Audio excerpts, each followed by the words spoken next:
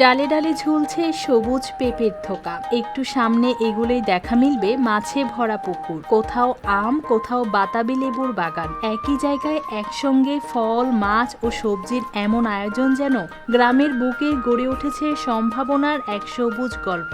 পিরোজপুরের ভান্ডারিয়া উপজেলার রাধানগর এলাকার মাহমুদ সুমন চাকরির পেছনে না ছুটে বেছে নিয়েছেন কৃষিকে।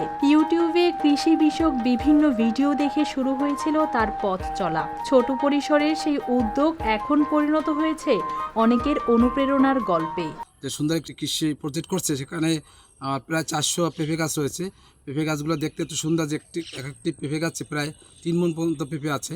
এবং কিছুদিন আগে দেখছি ও প্রায় ওই প্রজেক্ট থেকে 50 মণ মাছ বিক্রি করছে।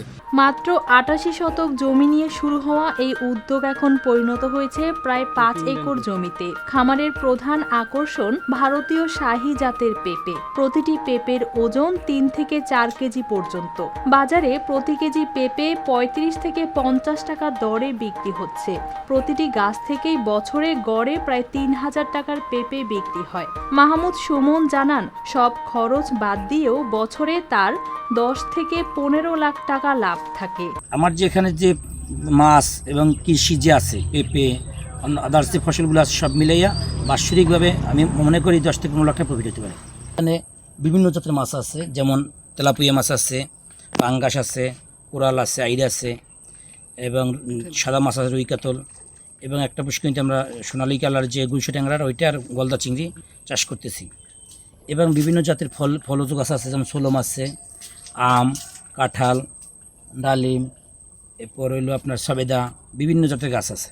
শুধু ফল চাষেই সীমাবদ্ধ নয় তারই উদ্যোগ। খামারের পুকুরগুলোতে চাষ করা হচ্ছে তেলাপিয়া, পাঙাশ, রুই, কাতলা, গুলিশা ও গলদা চিংড়ি সহ বিভিন্ন প্রজাতির মাছ। ফলে একই জমি থেকে মিলছে বহুমুখী উৎপাদন ও বাড়ছে লাভের পরিমাণ। খামারটিতে নিয়মিত কাজ করছেন 5 জন শ্রমিক। এতে স্থানীয়ভাবে কর্মসংস্থানের সুযোগও তৈরি হয়েছে। যে বেতনাদি পাই আল্লাহ নামে তা ভালোই চলে, সংসারাদি ফ্যামিলি লইয়া ভালোই থাকতে করতে পারি। আর মনে করেন এখানে প্রজেক্ট যখন সুমন ভাই করছে, তখন আমাদের সকলকেই আমার ভালো হয়েছে। কারণ তা না হলে আমাদের অনেক জায়গায় অনেক টাকা খাওয়া লাগবে, বা অনেক জায়গায় অনেক কর্মস্থান যাওয়া লাগবে। এখানে সুমন ভাইয়ের কারণে আমাকে কোনখানে যাওয়া লাগে না। আর যে বেতনাদি দেয় তাতে আমাকে আল্লাহ নামে মাশাআল্লাহ পোষে। উপজেলা কৃষি কর্মকর্তারা বলছেন, তাকে কৃষি অফিস থেকে প্রয়োজনীয় পরামর্শ দেওয়া হচ্ছে। কৃষি বিভাগ শুরু থেকেই ওনার এই কার্যক্রমের সাথে আছে। আমরা ওনার মাটি তৈরি থেকে শুরু করে বর্তমান ফল আসা পর্যন্ত প্রত্যেকটা মুহূর্তে আমরা ওনাকে সহযোগিতা করে যাচ্ছি। সঠিক পরিকল্পনা ও শ্রম যে সম্ভাবনার নতুন দুয়ার খুলে দিতে পারে, মাহমুদ সুমনের সমন্বিত কৃষি প্রকল্প যেন তারই একটি জীবন্ত উদাহরণ। News desk, RTV।